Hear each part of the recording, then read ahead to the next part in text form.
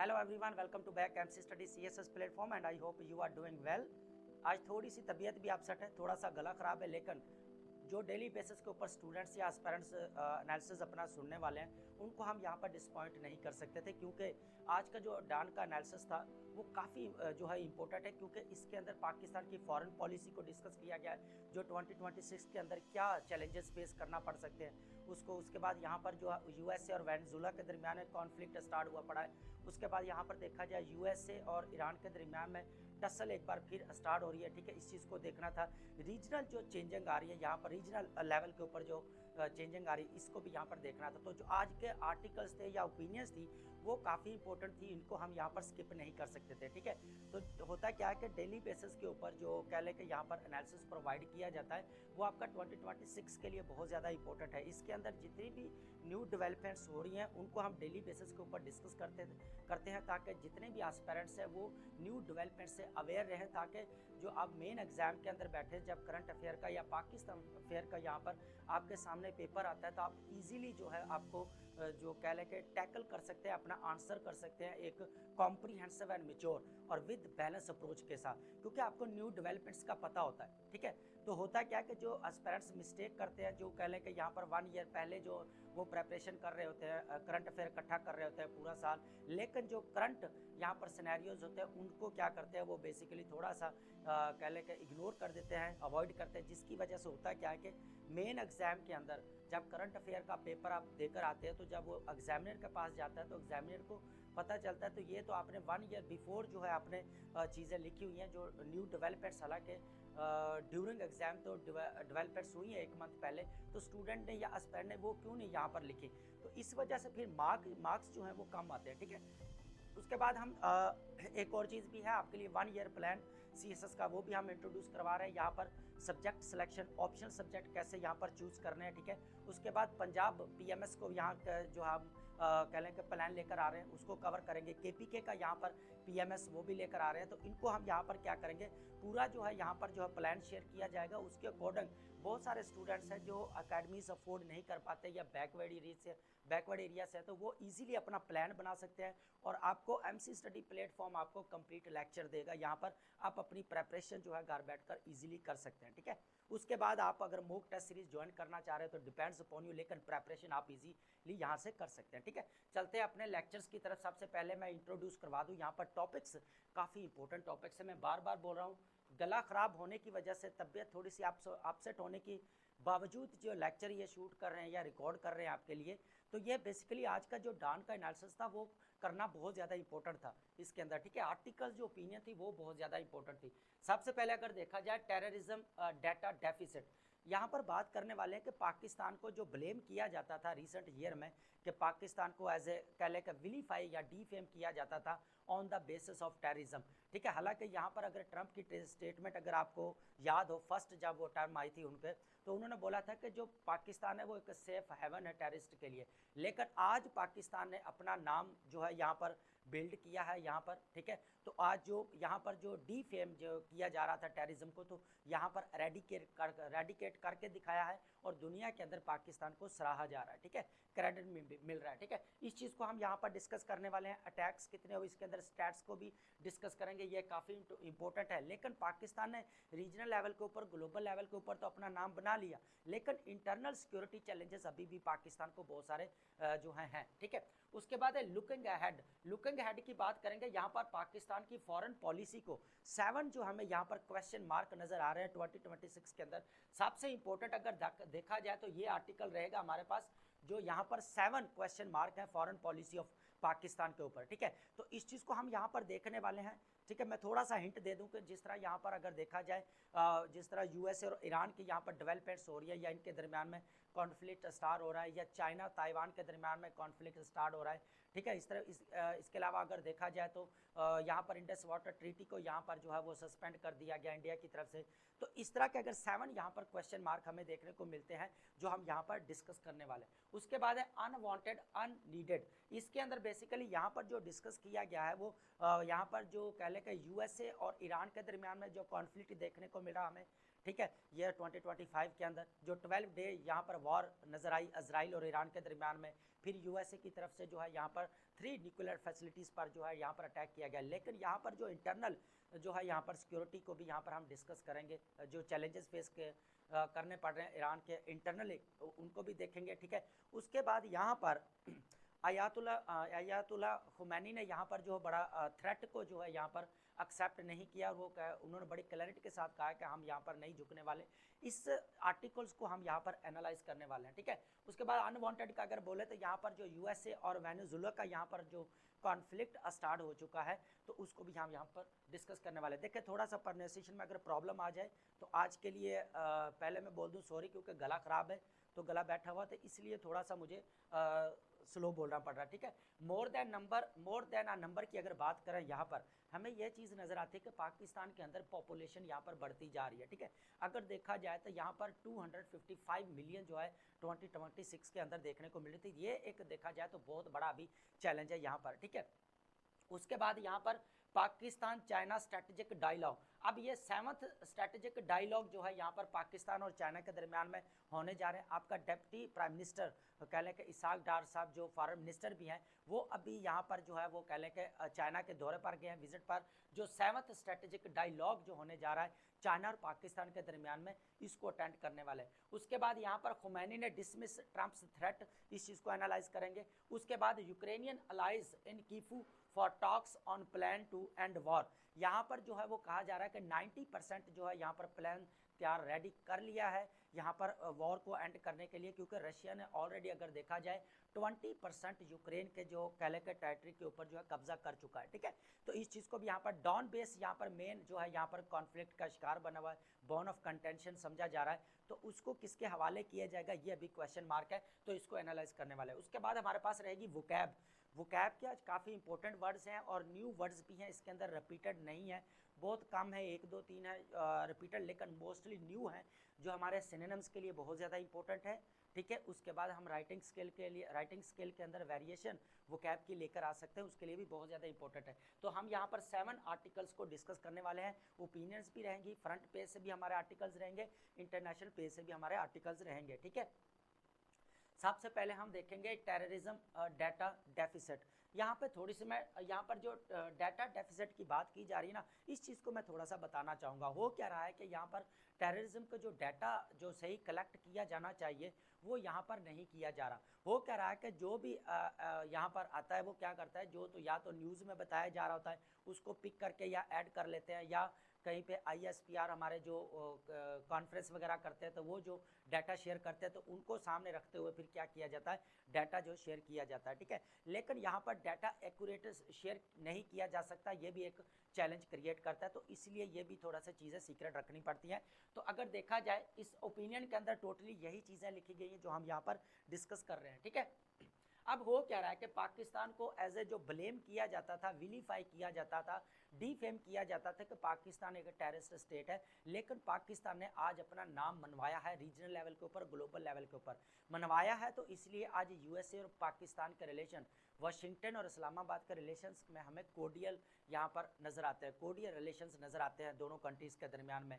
तो यहाँ पर अगर देखा जाए तो पाकिस्तान के रीजनल लेवल के ऊपर, चाहे मिडिल ईस्ट हो, चाहे हमारा यहाँ पर सेंट्रल एशिया हो, चाहे चाइना हो, बांग्लादेश हो, ठीक है, चाहे हमारा यूरोपियन कंट्रीज़ हो, ठीक है, और उसके बाद यूएसए का साथ, तो ओवरऑल अगर देखा जाए तो पाकिस्तान के फॉरेन रिलेशंस, स्ट्रेटजिक पार्टनरशिप यहाँ पर पाकिस्तान की बढ़ती जा रही है। लीबिया के साथ देख सकते हैं आप, जॉर्डन के साथ देख सकते हैं, यूएई के साथ स्ट्रेटजिक पार्टनरशिप देख सकते हैं, सऊदी अरेबिया के साथ डिफेंस पैकेट हुआ यहाँ पर पाकिस्तान और ये। लेकिन हो क्या रहा है कि पाकिस्तान रीजनल लेवल के ऊपर तो मना रहा है, लेकिन इंटरनल अभी भी पाकिस्तान को यहाँ पर चैलेंजेस फेस करना पड़ रहा है टेररिज्म के, ठीक है।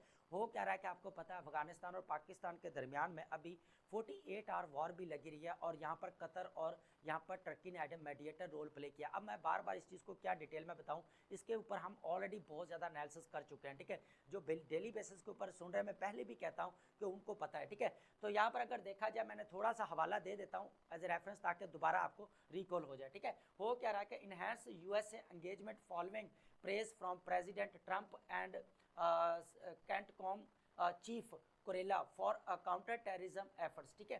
तो हो क्या रहा है कि पाकिस्तान को यहाँ पर सराहा जा रहा है कि पाकिस्तान ने किस तरह जो है यहाँ पर टेररिज्म को अपरूट या एरेडिकेट करने में जो कोशिश की, ठीक है। उसके बाद इंटरनल चैलेंजेस, ये सॉरी एक्सटर्नल था यहाँ पर, ठीक है। उसके बाद यहाँ पर इंटरनल चैलेंजेस की बात की जाए तो रिलीजियसली अगर देखा जाए मोटिवेटेड टेररिस्ट ग्रुप्स हमें यहाँ पर बलोच मिलिटेंट्स ऑर्गेनाइजेशन हमें देखने को मिल रही हैं जो पाकिस्तान की नेशनल यूनिटी या पाकिस्तान की कह ले के नेशनल इंटीग्रेशन को बहुत बड़ा चैलेंज है, ठीक है। अब हम थोड़े से स्टैट्स को देखते हैं कि कितने कितने यहाँ पर हमें स्टैट्स देखने को मिल रहे हैं, ठीक है। हो क्या रहा है कि प्रीवियस ईयर में अगर देखा जाए तो पाकिस्तान ने बाकी तो कंट्रोल किया है, लेकिन अगर देखा जाए तो 699 मतलब 699 यहाँ पर टोटल अटैक्स हमें नज़र आते हैं, जो प्रीवियस अगर देखा जाए तो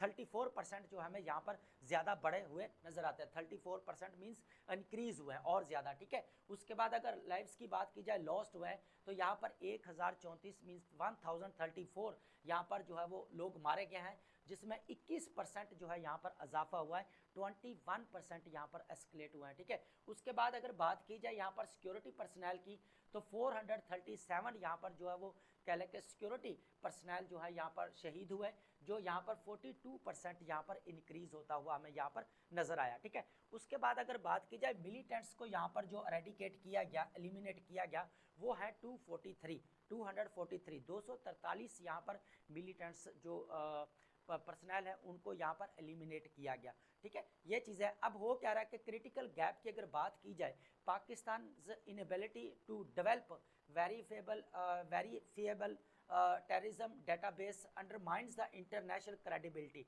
हो क्या रहा है कि यहाँ पर जो एग्जैक्ट अगर डाटा यहाँ पर जो है वो जांचा जाए या एग्जामिन किया जाए या कलेक्ट किया जाए तो फिर ही पता चल सकता है कि पाकिस्तान को इंटरनल कितना बड़ा चैलेंज है। यहाँ पर जो है टेररिस्ट अटैक्स जो पाकिस्तान अगर देखा जाए केपीके और बलूचिस्तान को एज ए हब बनाया हुआ है, क्रॉस बाउंड्री अगर देखा जाए जितने भी मिलिटेंट्स ग्रुप्स हैं अफगान तालिबान गवर्नमेंट के जो कंट्रोल नहीं कर पा रही, तो ये लेकर जो पाकिस्तान और अफगानिस्तान के दरमियान में अभी इशू चल रहा है, ठीक है।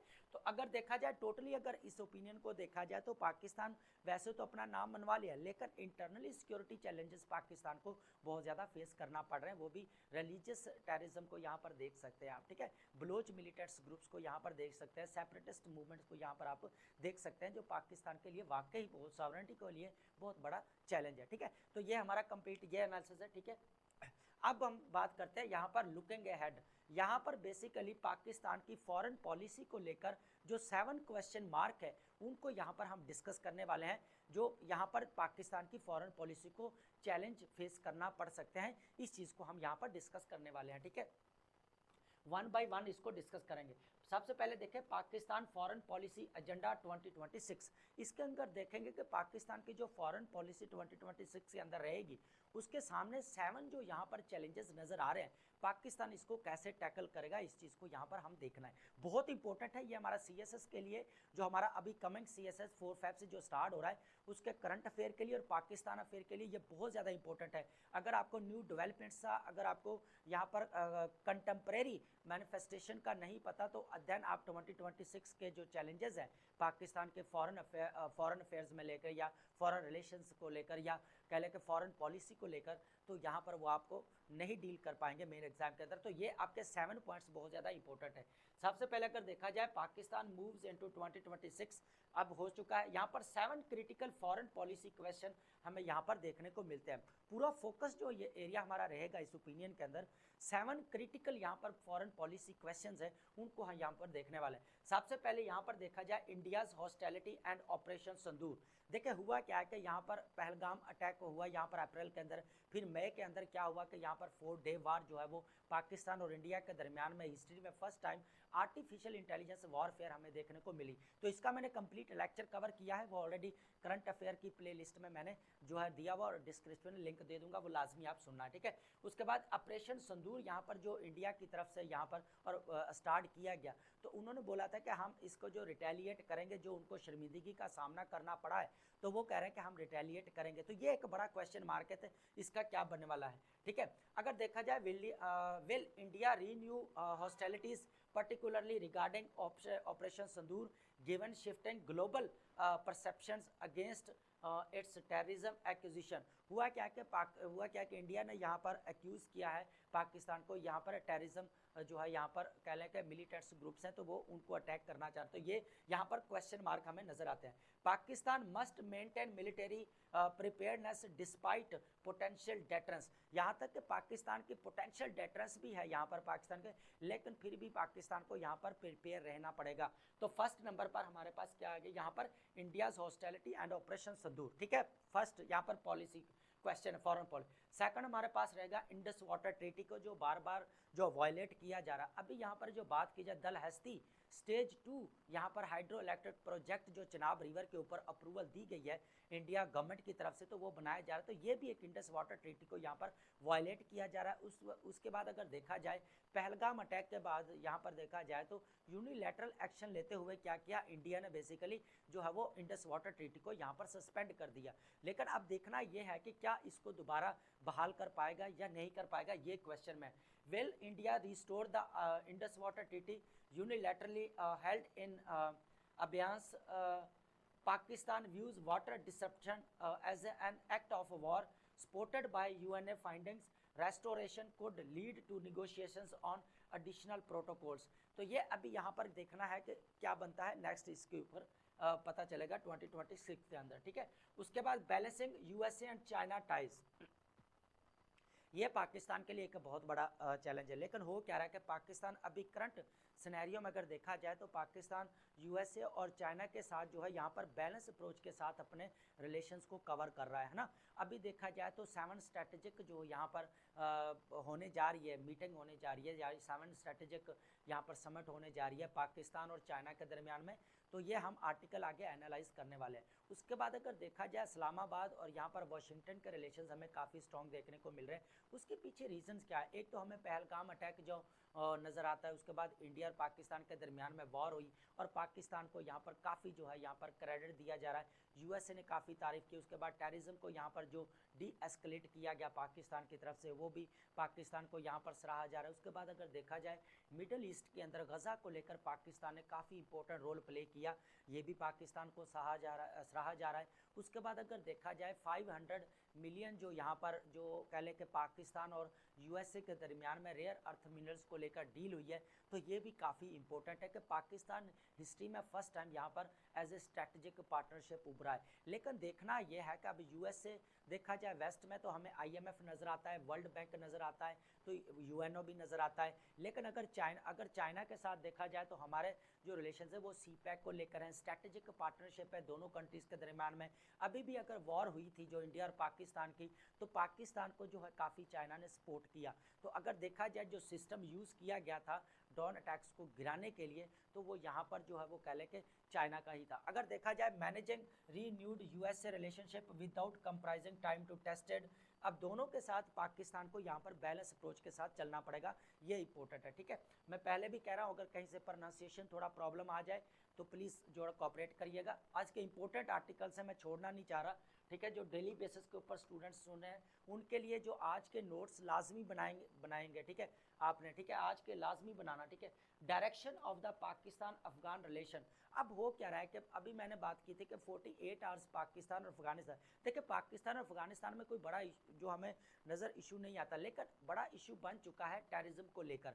हो क्या रहा है कि अभी जो है 48 आवर वार जो लगी रही है, तो पाकिस्तान यही डिमांड करता रहा है, जो दोहा के अंदर यहाँ पर पीस निगोशिएशंस हुए या इस्तांबुल के अंदर 3 टाइम्स यहाँ पर निगोशिएशंस हुए। उसके बाद ईरान ने भी कहा कि हम पाकिस्तान और यहाँ पर अफगानिस्तान के दरमियान में सुलह करवाते हैं। इसके बाद अगर देखा जाए अफगानिस्तान और ताजिकिस्तान में जो है 3rd टाइम फिर जो है यहाँ पर टेररिस्ट अटैक किया गया ताजिकिस्तान पर। तो यहाँ पर देखिए हो क्या रहा है कि पाकिस्तान और अफगानिस्तान के रिलेशंस को लेकर काफ़ी जो है यहाँ पर इंस्टेबिलिटी हमें देखने को मिलती है। पाकिस्तान की डिमांड यही है कि अफगान तालिबान गवर्नमेंट को बोला है कि हम एक तो टेररिस्ट के साथ जो है हम निगोशिएशन करना नहीं चाहते, हम यहाँ पर जो जितने भी क्रॉस बाउंड्री यहाँ पर पाकिस्तान को थ्रेट है सिक्योरिटी को, वो यहाँ पर आप कंट्रोल करें, मिलिटेंट्स ग्रुप्स के ऊपर आप कंट्रोल करें। तो ये एक बहुत बड़ा यहाँ पर चैलेंज नज़र आता है। उसके बाद यहाँ पर ट्रेड को यहाँ पर जो है सस्पेंड कर दिया गया है। 10 अक्टूबर से दोनों कंट्रीज़ ने यहाँ पर ट्रेड सस्पेंड कर दिए, जिसकी वजह से काफ़ी लॉस हमें देखने को यहाँ पर मिल रहा है। उसके बाद अगर 170 मिलियन हमें यहाँ पर अफगानिस्तान का लॉस हुआ नजर आया। फिर यहाँ पर पाकिस्तान की अगर बात की जाए तो 200 से प्लस यहाँ पर मिलियन डॉलर जो है यहाँ पर लॉस होता हुआ नजर आया ट्रेड की वजह से। गल्फ कॉपरेशन सऊदी पैकेट हुआ क्या है कि अभी रिसेंटली आपको पता है यहाँ पर यूएई और सऊदी अरेबिया के अंदर, इसके ऊपर मेरा कंप्लीट लेक्चर आ रहा है यमन वॉर को लेकर, इसका हम हिस्टोरिकल बैकग्राउंड भी डिस्कस करेंगे। जो मेन रीज़न है कॉन्फ्लिक्ट है यूएई और सऊदी अरेबिया के दरमियान में, उसको भी हम यहाँ पर लेक्चर कंप्लीट डिस्कस करने वाले हैं। लेकिन मैं इसका ओवरव्यू यहाँ पर देना चाहूँगा। बेसिकली ये वो चीज़ इसके अंदर नहीं लिखी गई, लेकिन हम जो यहाँ पर जो लिखा गया कि पाकिस्तान का जो सऊदी अरेबिया के साथ डिफेंस पैकेट हुआ है वो बहुत ज़्यादा इंपॉर्टेंट है। अब देखें यूएई और यहाँ पर जो है वो सऊदी अरेबिया के दरमियान में कॉन्फ्लिक्ट स्टार्ट हुआ यहाँ पर यमन को लेकर, ठीक है। अब देखा जाए तो लेकिन पाकिस्तान के यहाँ पर जो फॉरेन पॉलिसी है या एक ये है कि यहाँ पर न्यूट्रलिटी दिखाई है। और ये आज नहीं हुआ, ये 2015 में भी ऐसा हुआ था कि पाकिस्तान को बोला गया था कि आप सपोर्ट करें, लेकिन पाकिस्तान ने न्यूट्रलिटी यहाँ पर पार्लियामेंट के अंदर डिस्कशन हुई थी, डिबेट हुई थी, जिसमें पाकिस्तान में जो है यहाँ पर इंटरफेरेंस नहीं की थी यमन में, ठीक है। अब हो क्या रहा है कि एक तरफ ईरान के साथ हमारे रिलेशंस हैं, दूसरी तरफ हमारे क्या है अब जो है वो सऊदी अरेबिया के साथ हमें रिलेशंस देखने को मिलते हैं, ठीक है। तो ये चीज़ें हमें यहाँ पर देखने को मिलती है। तो ये काफ़ी मिडिल ईस्ट को लेकर जो है, मिडिल ईस्ट के अंदर मेन जो यहाँ पर डिबेट रहेगी, क्योंकि ईरान और सऊदी अरेबिया के दरमियान में जो है यहाँ पर कॉन्फ्लिक्ट जो देखने को मिला, इस चीज़ को यहाँ पर काफ़ी कह लें कि इम्पोर्टेंट है, जो हमारे पाकिस्तान अफेयर के लिए पाकिस्तान की फॉरेन पॉलिसी के ऊपर काफ़ी क्वेश्चन मार्क है कि कैसे इसको डील किया जाएगा। लेकिन अभी तक इसको बैलेंस अप्रोच के साथ कर रहा है। पाकिस्तान बोल रहा है कि हम किसी में इंटरफेरेंस नहीं करेंगे, हम रीजनल स्टेबिलिटी और सिक्योरिटी की बात करेंगे और रीजनल पीस होना चाहिए। ये अच्छी बात है सबसे। उसके बाद 6 नंबर पर हमारे पास है स्ट्रेंथनिंग पाकिस्तान ईरान टाई।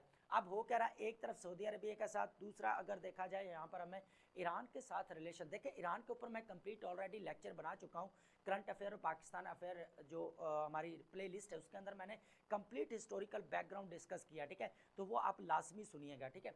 अब हो क्या रहा है कि पाकिस्तान यहाँ पर ईरान के साथ जो सुप्रीम लीडर है उनके सिक्योरिटी के, उन्होंने अभी रिसेंटली जो पाकिस्तान विजिट किया था, और दोनों कंट्रीज़ के दरमियान में यहाँ पर स्ट्रेटेजिक यहाँ पर जो है वो क्या कहते हैं पार्टनरशिप की बात की गई। उसके बाद यहाँ पर रीजनल स्टेबिलिटी की अगर बात की जाए तो यहाँ पर अभी ईरान तेहरान के अंदर एक मीटिंग होती है जिसमें ऑलमोस्ट 10 कंट्रीज़ को बुलाया जाता है, चाइना भी होता है, पाकिस्तान भी होता है, लेकिन अफगानिस्तान यहाँ पर इस इन्विटेशन को जो है रिजेक्ट कर देता है, अटेंड नहीं करता। उसको पता है कि यहाँ पर मिलिटेंट्स ग्रुप्स को लेकर बात होगी, रीजनल लेवल के ऊपर जो सिक्योरिटी चैलेंजेस है उनको कर्टेल करने की बात की जाएगी। तो इस वजह से अफगानिस्तान को उस मीटिंग को अटेंड नहीं किया। उसके बाद लिवरेजिंग इकोनॉमिक ज्योग्राफी की अगर बात की जाए, पाकिस्तान के जो फॉरेन रिलेशंस है अभी, क्या पाकिस्तान यहाँ पर जियो इकोनॉमिक जो पाकिस्तान ने पॉलिसी जो अपनी शिफ्ट की है जियो पॉलिटिक्स से जियो इकोनॉमिक की तरफ, क्या पाकिस्तान इससे एडवांटेजेस ले पाएगा, ये एक यहाँ पर क्वेश्चन मार्क है, ठीक है। इस चीज़ को हम देखना है। मैक्सिमाइजिंग नेशनल इकोनॉमिक इंटरेस्ट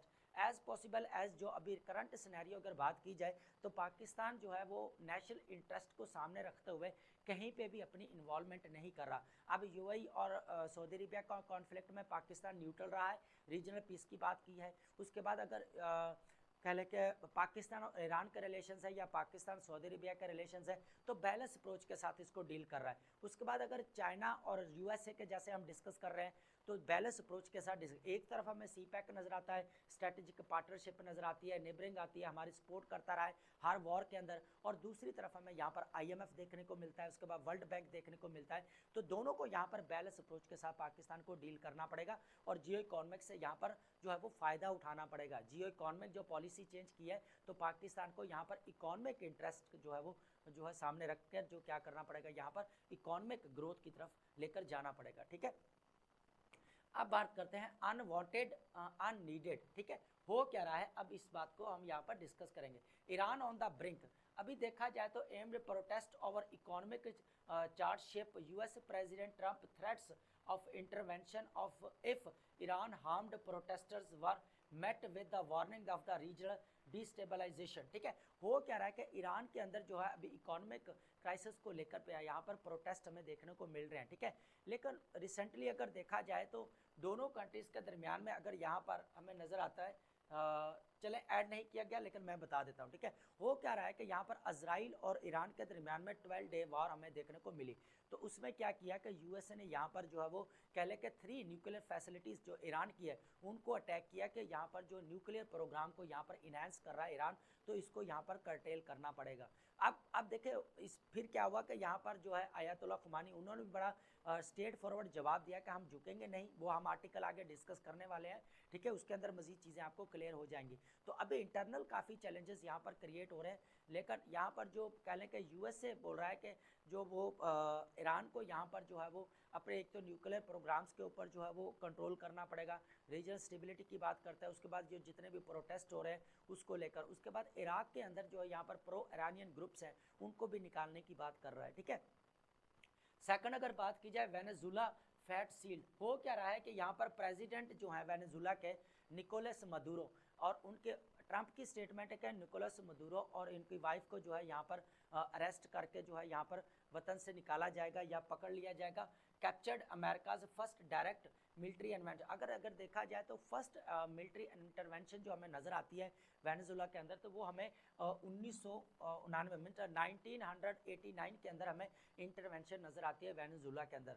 तो इसके ऊपर भी मैं कंप्लीट लेक्चर मेरा आने वाला है, ठीक है, लेकिन मैं ओवरव्यू दे देता हूँ लैटिन अमेरिका के अंदर सेंस वेनेजुला पर। बेसिकली ये मुद्दा क्या है यहाँ पर लेकर चलें। यहाँ पर एक तो कह लें का ह्यूमन ट्रैफिकिंग, इलीगल स्मगलिंग, उसके बाद जो कह लें कि यहाँ पर यूएसए का जो फोकस है वो अकॉर्डिंग टू मदुरो, ये मदुरो है ना, प्रेसिडेंट मदुरो के अकॉर्डिंग अगर बात की जाए तो वो कहते हैं कि रिच यहाँ पर कह लें कि ऑयल रिसोर्सेज हैं, तो यूएसए का फोकस बेसिकली यहाँ पर है, ठीक है। ये चीज़ हमें नजर आती है, तो ये 3 चीज़ें हमें यहाँ पर देखने को मिलती हैं। उसके बाद द ओल्ड प्ले बुक की बात की जाए, these events illustrate are recurring pattern where powerful nations disregard international law to pursue their interests. External actors are seen as a fanning internal unrest and using destabilization as a strategic tool and particularly for Israel security. अब हो क्या रहा है देखें, Israel और USA का जो relation हमें देखने को मिल रहा है, अगर देखा जाए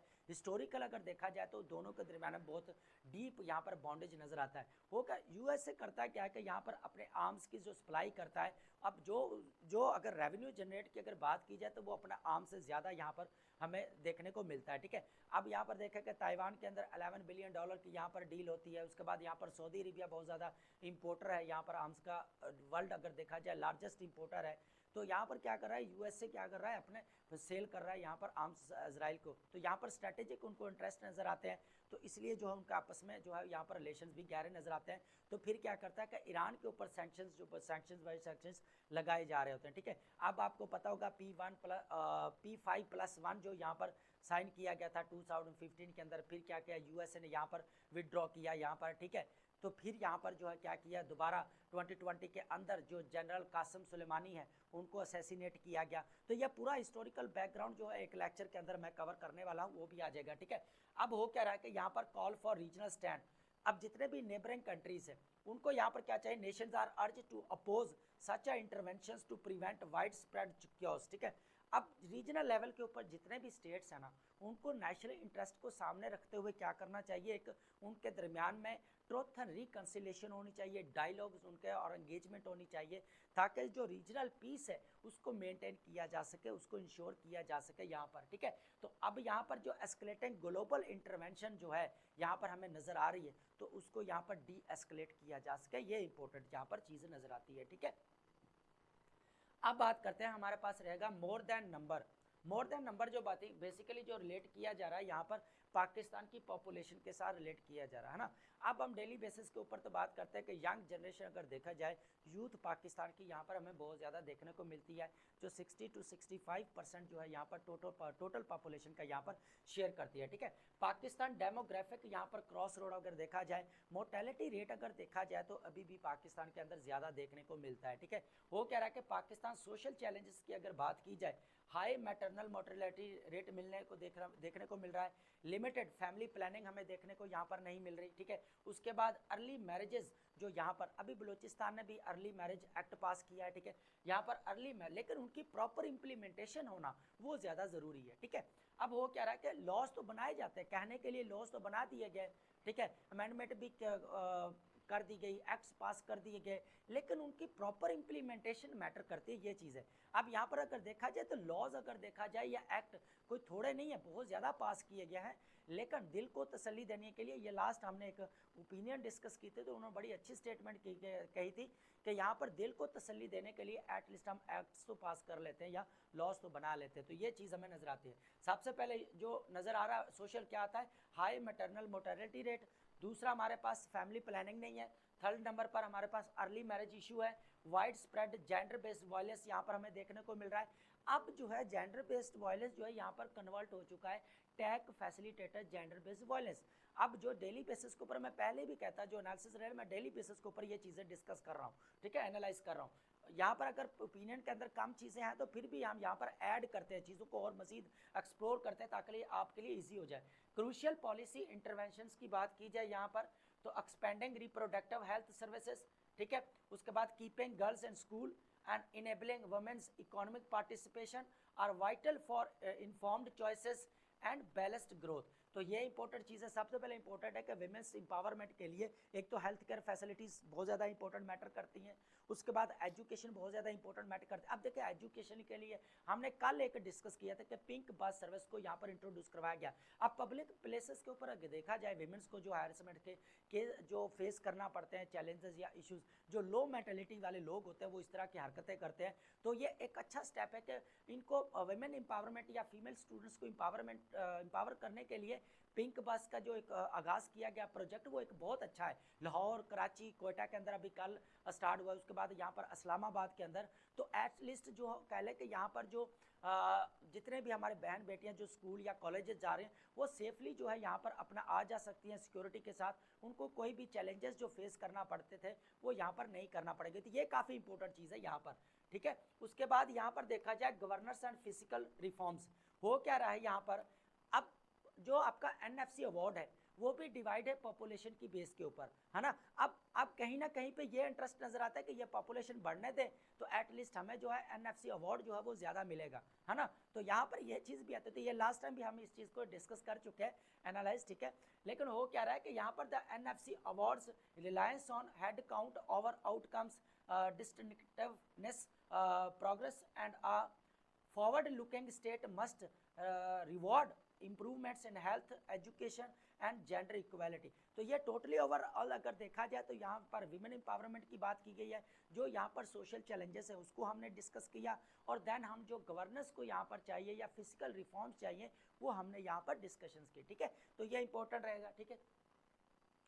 अब बात करते हैं, हमारे पास रहेगा पाकिस्तान चाइना स्ट्रेटेजिक डायलॉग। ये काफ़ी इंपॉर्टेंट है क्योंकि पाकिस्तान और यहाँ पर चाइना के दरमियान में 7th स्ट्रेटेजिक यहाँ पर जो है वो कह लें कि 1 मिनट प्लीज, यहाँ ये हमारे पास है कि 7th स्ट्रेटेजिक डायलॉग होने जा रहा है। यहाँ पर जो आपके डिप्टी प्राइम मिनिस्टर हैं, फॉरेन मिनिस्टर इसाक डार साहब जो है वो बीजिंग में पहुँच चुके हैं। तो अब दोनों कंट्रीज़ के दरमियान में स्ट्रेटेजिक पार्टनरशिप की बात होगी, और ये बहुत ज़्यादा इंपॉर्टेंट है क्योंकि पाकिस्तान, चाइना हमेशा ही पाकिस्तान का जो वो दोस्त रहा है। अभी ताइवान और चाइना के जो कॉन्फ्लिक्ट को लेकर पाकिस्तान का जो स्टैंड है तो वो भी बड़ा क्लियर है कि यहाँ पर वन चाइना प्रिंसिपल को यहाँ पर उसको रिस्पेक्ट देता है पाकिस्तान, ठीक है।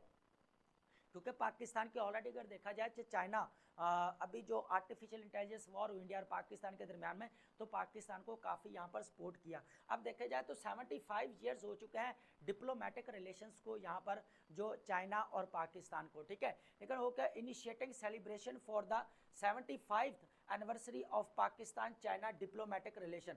अब ये इंपॉर्टेंट रहेगा हमारे पास जो डेली बेसिस के ऊपर प्रेपरेशन कर रहे हैं ना, जो एनालिसिस आप सुन रहे हैं, अब उनको पता होगा कि मेन एग्जाम के अंदर वो बैठेंगे ना तो उनको पता होगा कि अभी जो चाइना और पाकिस्तान ने 75 यहाँ पर जो है वो कह लेते हैं एनिवर्सरी कह लें कि of Pakistan China diplomatic relations की एनिवर्सरी को बनाया गया या सेलिब्रेट किया गया। तो ये एक करंट डेवलपमेंट है। और 7th स्ट्रेटेजिक यहाँ पर हमें जो डायलॉग यहाँ पर नजर आ रहे हैं 7th, तो ये भी एक यहाँ पर न्यू डेवलपमेंट है जो रिसर्च कर रहे हैं डेली बेसिस के ऊपर, जो करंट अफेयर को पढ़ रहे हैं उनको तो पता है, लेकिन यहाँ पर अभी ये करंट है और 1 मंथ आपका एग्जाम का रह गया है। तो यहाँ पर देखें कि जो लास्ट में जन के अंदर जो मैगजीन आता है या वो भी यहाँ पर ऐड नहीं कर पाते इस चीज़ों को, ठीक है।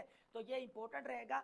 जो अभी 75 कह लें कि यहाँ पर एनिवर्सरी मनाई जा रही है पाकिस्तान और चाइना के डिप्लोमेटिक रिलेशंस को लेकर, ये काफ़ी इंपॉर्टेंट रहेगी हमारे एग्जाम्पल कोड करने के लिए या रेफरेंस। डीपनिंग कॉपरेशन, उसके बाद रीजनल स्टेबिलिटी, मैं इसका ओवरव्यू दे देता हूँ, ठीक है।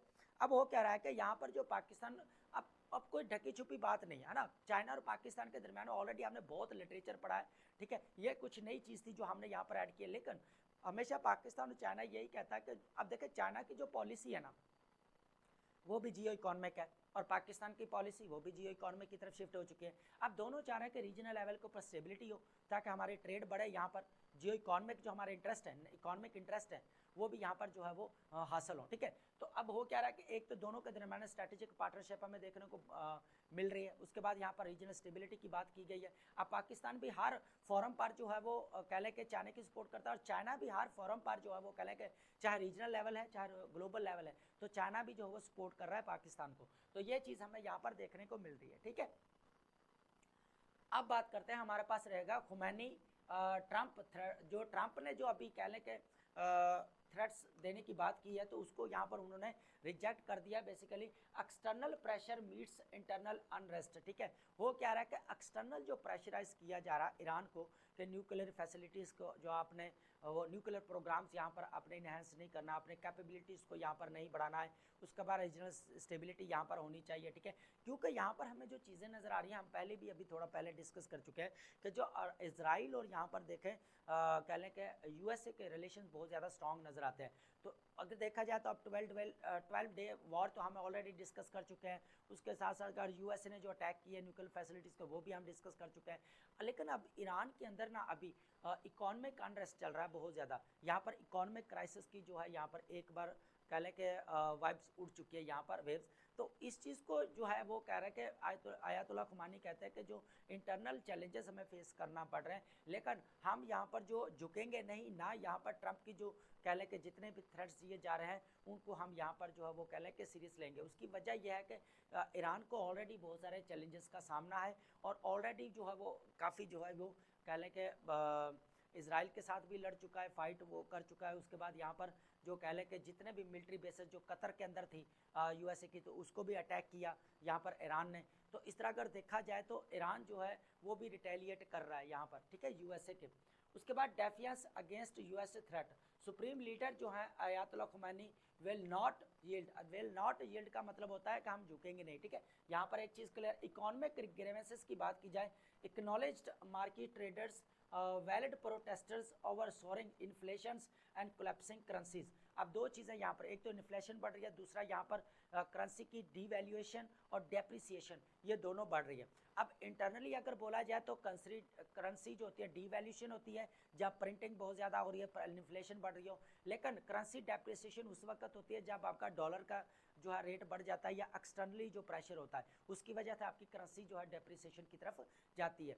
अब बात की जाए जो अब यहाँ पर इकोनॉमिक्स वाले स्टूडेंट है या इकोनॉमिक्स पढ़ रहे हैं उनको पता है, ठीक है, किस तरह जो है सप्लाई एंड डिमांड की बात होती है। क्रैक डाउन राइटर्स की बात की जाए, distinguished legitimate protesters from rioters, उसके बाद want to put them in their place, ठीक है। तो टोटली अगर देखा जाए तो अभी ईरान के अंदर जो प्रोटेस्ट हो रहे हैं, जो किए जा रहे हैं, तो इंटरनली इकोनॉमिक क्राइसिस हमें बहुत ज़्यादा यहाँ पर देखने को मिल रहा है। एक ही चीज़ यहाँ पर आ रही है, political turn off the protest, ये भी चीज़ नज़र आ रही है। अब हो क्या रहा है कि इराक के अंदर अभी रिसेंटली जो इलेक्शन हुए हैं यहाँ पर, ठीक है। अब इराक के अंदर देखा जाए तो 2004 से जो है यहाँ पर यूएसए के इंटरवेंशन हमें देखने को मिल रही है, ठीक है। अब ईरान और इराक के दरमियान में ऑलरेडी वॉर हो चुकी है, लेकिन अब जो यहाँ पर कोलिशन गवर्नमेंट बनने जा रही है, तो यहाँ पर हमें प्रो ईरानियन ग्रुप्स देखने को मिल रहे हैं। अब जो यूएसए यहाँ पर प्रेशराइज कर रहा है इराक को कि यहाँ पर जो इलेक्शन या जो प्रो ईरानियन यहाँ पर ग्रुप्स हैं उनको भी यहाँ पर निकाला जाए। तो एक चीज़ हमें यहाँ पर ये भी देखने को मिले, ऑलरेडी अगर देखा जाए socio economic and political unrest इस वक्त ईरान के अंदर हमें देखने को मिल रहा है, ठीक है। अब बात करते हैं, हमारे पास रहेगा Ukraine allies in Kyiv for talks plan to end the war. अब हो कह रहा है कि डिप्लोमेटिक पुश की बात की जाए एस्केलेटिंग कॉन्फ्लिक्ट को ख़त्म करने के लिए यहाँ पर कीफू के अंदर जो मीटिंग हो रही है कि क्या बात की जा रही है, सिक्योरिटी एडवाइज़र यूक्रेन की allies gathered in Kyiv to advance USA broker peace plan.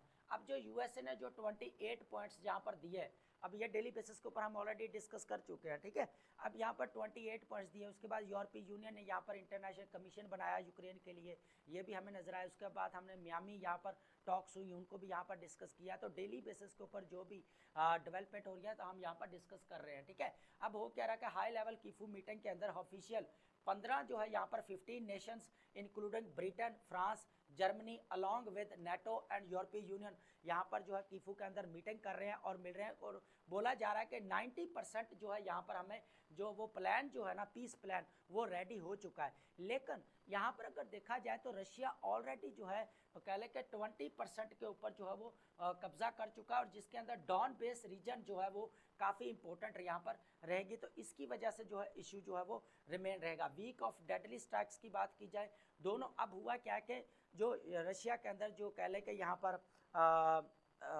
Vladimir Putin है, उनके घर पर हमला किया गया, अटैक किया गया, और कह लें कि 91 रेंज वाले जो है यहाँ पर जो है वो ड्रोन भेजे गए। लेकिन जो यूक्रेन के यहाँ पर ज़ेलेंस्की है, उन्होंने यहाँ पर इस चीज़ को रिजेक्ट कर दिया, डिनाई कर दिया कि ये ऐसी कोई बात नहीं है, हमने यहाँ पर अटैक नहीं किया, ठीक है। एक चीज़ तो ये नजर आए। उसके बाद यूक्रेन इंटरनल शिफ्ट्स की बात की करें तो ज़ेलेंस्की क्या कर रहा है, announced significant leadership changes, appointing a new chief of staff defence minister. तो अब यहाँ पर न्यू जो है यहाँ पर थोड़ा इंटरनल भी पॉलिटिकल इंस्टेबिलिटी जो है वो हमें देखने को मिल रही है यूक्रेन के अंदर। लेकिन कीफू जो मीटिंग यहाँ पर होने जा रही है, मियामी टॉक्स हुई हैं, कीफू हुई हैं, यहाँ पर यूएसए ने यूक्रेन के ऊपर यूएसए ने रशिया के ऊपर यहाँ पर सैंक्शंस लगाए, यहाँ पर यूरोपीय यूनियन इंटरनेशनल कमीशंस बनाया, यूरोपीय यूनियन भी यहाँ पर कंप्लीटली सैंक्शन लगाए रशिया के ऊपर। तो ये जितने भी सारी डेवलपमेंट्स हो रही हैं तो इनको आपने लाजमी देखना है। उसके बाद यूएसए ने 28 पॉइंट्स दिए यहाँ पर डोनाल्ड ट्रंप ने, ठीक है। तो ये सारी जितने भी डेवलपमेंट्स हुई है ये आपके करंट अफेयर, पाकिस्तान अफेयर के लिए बहुत ज़्यादा इंपॉर्टेंट है।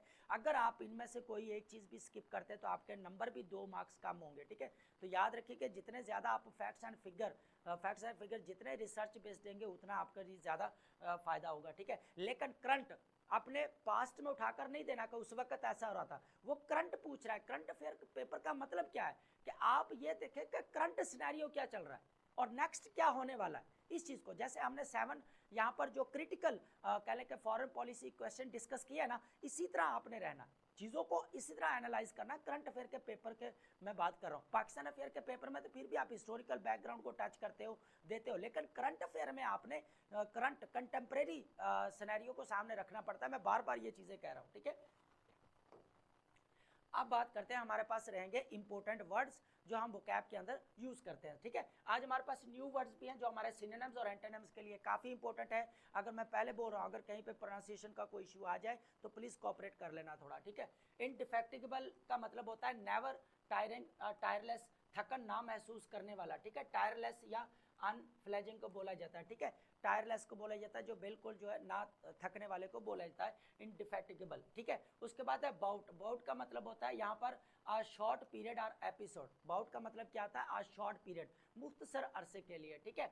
स्पेल कह सकते हैं या एपिसोड कह सकते हैं। जुबिलियंट, अब जुबिलियंट आपको पता है ऑलरेडी आपका सीएसआर एग्जाम आ चुका है यहाँ पर, उसके बाद पीपीएससी में भी यहाँ पर पूछा जा चुका है, ठीक है, पीपीएससी के अंदर। उसके बाद एफपीएससी के अंदर भी ये जो है यहाँ पर पूछा जा चुका है 1 पेपर के अंदर, ठीक है। तो यहाँ पर एक्सट्रीमली जॉयफुल, ये तो आपको ऑलरेडी पता है। यहाँ पर अलेटेड या एक्सल्टेंट, अब अलेटेड या एक्सल्टेंट ये दोनों इंपॉर्टेंट रहेंगे याद करने के लिए आपके सिनोनिम्स और एंटोनिम्स, ठीक है। उसके बाद क्रॉचिटी। क्रॉचिटी का मतलब होता है चिड़चिड़ापन महसूस करना, ठीक है। तो ये भी एक इरिटेबल और बैड टेम्पर्ड को बोला जाता है, ठीक है। चिड़चिड़ापन महसूस करना, इरिटेट होना, ठीक है। लेकिन इसका जो यहाँ पर रहेगा हमारे पास इरिटेबल या क्रैंकी। क्रैंकी एक जो है इनफॉर्मल है, लेकिन क्रैंकी हम जो है यहाँ पर अपनी कह लें कि स्पीकिंग सेल के अंदर हम बोल सकते हैं क्रैंकी, है ना।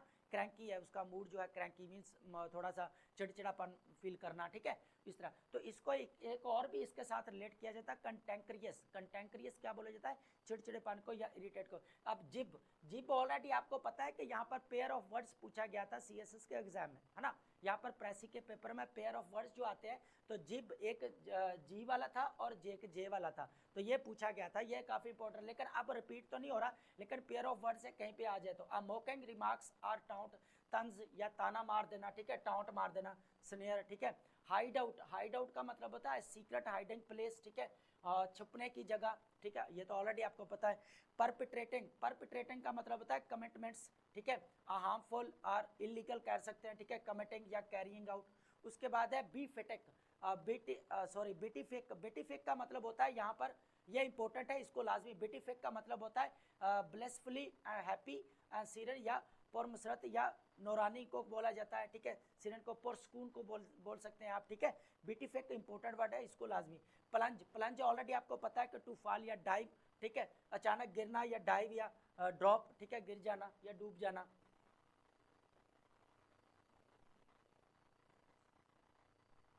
उसके बाद हमारे पास वर्ड रहेगा अभियांश, अभियांश का मतलब होता है यहाँ पर टेम्परेरी सप्रेशन, या थोड़ी देर के लिए क्या करना, सस्पेंड कर देना, ठीक है, स्टे दे देना या सस्पेंशन या पॉज ले लेना। उसके बाद फॉल्टर, फॉल्टर हम यहाँ पर जो है ये हमारा रहेगा वर्ब, तो ऑलरेडी हम प्रेजेंट पार्टिसिपल डिस्कस कर चुके हैं फॉल्टरिंग, आज हम डिस्कस कर रहे हैं फॉल्टर। फॉल्टर का मतलब है टू हेजिटेट और लूज स्ट्रेंथ, क्या करना, कमजोर पड़ जाना, वेवर या स्टम्बल, ठीक है। उसके बाद है मल्टी प्रोंग, अब मल्टी प्रोंग्ड हम यहाँ पर जो है ना देखिए मल्टी प्रोंग आपको पता लग गया कि मल्टीफेरियस को बोला जाता है ये, लेकिन आप अपनी वोकैब को वेरिएशन लेकर आ सकते हैं, जैसे हम मल्टी फैक्टेड यूज करते हैं, मल्टीफेरियस यूज करते हैं, उसके बाद मीरियड, इनॉर्मस, न्यूमरस, ठीक है, मैसिव, है ना, इस तरह यूज करते हैं। तो आप मल्टी यहाँ पर जो है मल्टीपल यूज करने के बजाय आप मल्टी प्रोंग अगर यूज करते हैं तो ये काफी इंपॉर्टेंट रहेगा हमारे लिए, ठीक है। तो मल्टी फैक्टेड या मल्टी डिमेंशनल, ठीक है, डिमेंशनल, ठीक है। अम्ब्रेज, अम्ब्रेज का मतलब होता है ऑफेंस या रीस, अम्ब्रेज इंपॉर्टेंट वर्ड है, इसको आपने लाजमी नोट डाउन करना है। अम्ब्रेज, अम्ब्रेज नाराजी या रंजिश को बोला जाता है, ऑफेंस को, रिसेंटिमेंट को बोल सकते हैं। डिग्नेटरी, डिग्नेटरी का मतलब होता है पर्सन जो ऑफिस की तरफ से जाता है, होल्डिंग हाई ऑफिस या ऑफिशियल या वीआईपी इसको बोला जाता है। कमेमोरेटिव का मतलब होता है यहाँ पर सर्विंग टू रिमेंबर इवेंट या पर्सन, ठीक है, यादगारी, मेमोरियल, ठीक है, रिमेम्बरेंस। उसके बाद है स्वैंकी, अब स्वैंकी जो है ना यहाँ पर हम बोलते हैं यार you are looking so stylish, है ना, तो यहाँ पर आप बोल सकते हैं swanky, you are looking swanky, है ना, तो स्वैंकी जो है आप स्पीकिंग स्किल में यूज कर सकते हैं, ये काफी एडवांस भी है। स्वैंकी, स्वैंकी का मतलब होता है स्टाइलिश या एक्सपेंसिव प्लस स्टाइलिश, स्वैंकी, है ना।